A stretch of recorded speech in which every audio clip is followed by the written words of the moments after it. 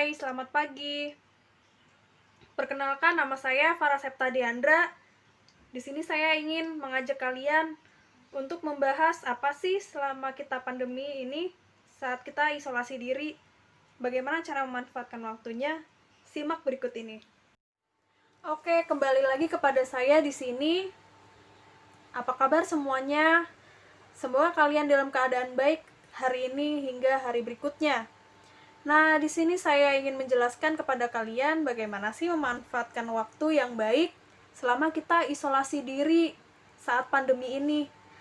Nah, yang pertama, kita belajar mengenali diri. Mengapa sih kita penting belajar mengenali diri saat pandemi ini? Ya, menurut saya itu penting karena dengan kita belajar mengenali diri, kita tahu segala potensi terdalam kita yang selama ini tidak kita sadari.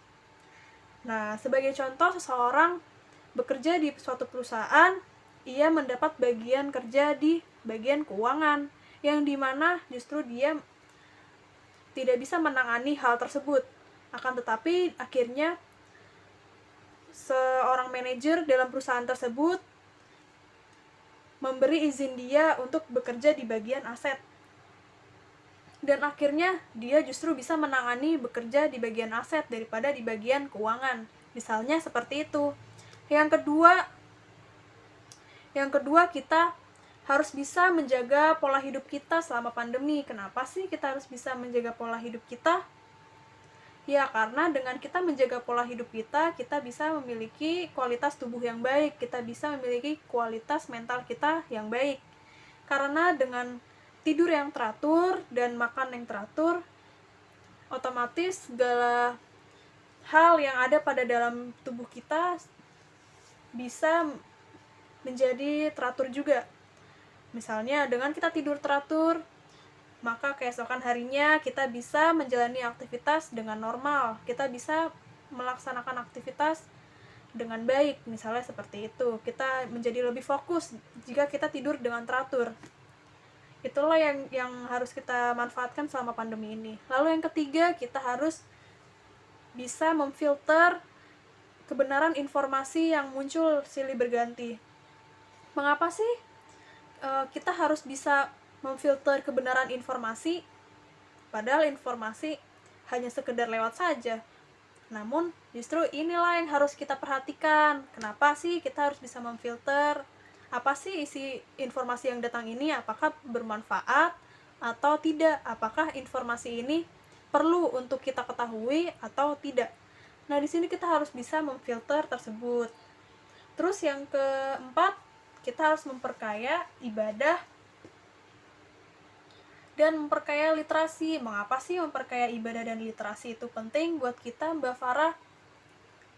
Ya, justru buat saya justru penting karena dengan kita memperkaya ibadah dan memperkaya literasi selama kita isolasi diri saat pandemi ini, kita bisa meningkatkan kualitas rohani kita dan kita bisa meningkatkan cara berpikir kita agar menjadi cara berpikir yang kritis dan cara berpikir yang baik. Kita bisa menganalisa sesuatunya dengan baik. Itulah gunanya kita memperkaya literasi, terutama literasi membaca. Nah, gunanya memperkaya literasi ibadah itu untuk apa sih? Untuk mendukung kualitas rohani kita saat kita sedang dalam musibah.